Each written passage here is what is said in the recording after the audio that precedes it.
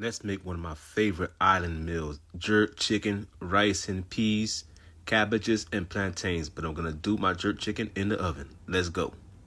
First, I'm going to start off by cutting up a whole chicken. It's cheaper this way. It don't look like it's that easy, but it's much cheaper, believe me. I got this chicken for about $9, so you do the math.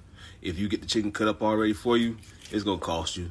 But if you cut your own chicken up, you get bonus pieces like the chicken back, and you can use it for stews or even chicken and dumplings. But honestly, I'm really not a fan of chicken breast or the wings doing my jerk chicken. But if you have a large family, it's very cost effective to cut up your own chicken. And yes, it may seem like it's a lot of work, but trust me, all in the end is worth it. Save that money when you can. All right, now, don't laugh at the name of the seasoning, but it is what it is. If you're from the islands, you know that's what they call chicken. And no, I'm not going to repeat the name of that season. Man, I hope my video don't get flagged. Next, I'm going in with some low sodium soy sauce, dry jerk seasoning. Then I'm going to use a wet jerk seasoning, which is Walker Wood, which is the best one. Now, I can make my own, but this is the best one. I'm going to use some Jamaican browning to help out with the color.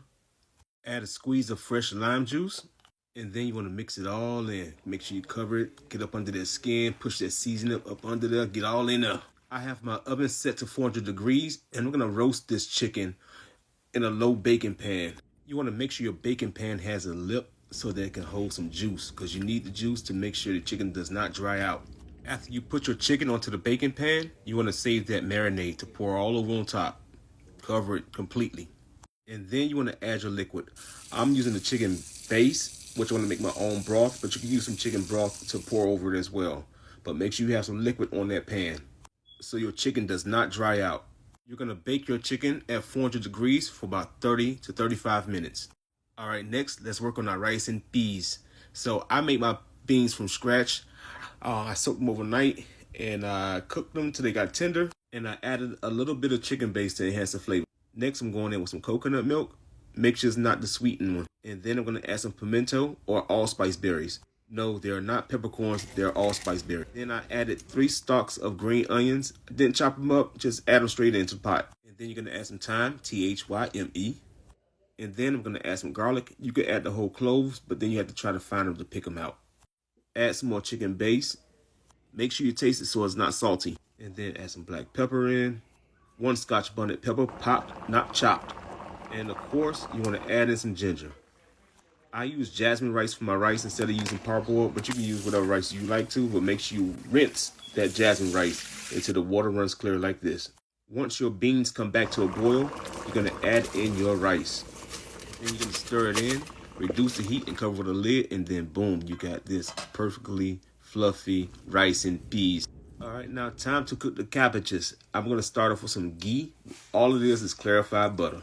I'm going to start my cabbage off by frying the dark green pieces of the leaves because they get the toughest and they tend to be tough. So you got to cook them a little longer. So start off with those first. Next, we're going to add in some red peppers, some onions, sweet Vidalia onions that is. And then I'm going to add in a little bit of garlic. When your onions and peppers begin to soften, you want to add in your cabbage. I let my cabbage fry for at least about 2-3 minutes before I add in some liquid, which is some chicken broth I'm adding right now, just a little bit. Then I add some black pepper in, some more kosher salt, but make sure you taste it first. Make sure it's not salty. Just want to balance out the flavors. And then I like to add in a little bit of pepper sauce, which is the peppers and the vinegar. You want to give that a nice toss, cover with a lid, and then boom, here we go. Got that nice, good green cabbages. Don't cook it too much because I don't like soggy cabbage. Now your chicken should be done. Let's take a look at this jerk chicken. And it's going to look like it's been on the grill, but it has not been on the grill. Then you want to remove the chicken from the pan. Pour a little water on there. And you're going to use this to make it jerk sauce. You're going to add that water back to a pot from the pan. And you want to scrape off all those little bits. All those things is good flavor. Add those flavors in there. Now, some people like using ketchup, but I like using barbecue sauce. Add a little barbecue sauce in to thicken your sauce up. And when I'm telling you something, it be banging like this too. All right, now it's time to eat. Let's fix that plate. You want to chop that chicken up. You want to add that sauce. Oh, look at that chicken. Look at that chicken. Look at that chicken. Fire. And you already know. You like what you see? Try it.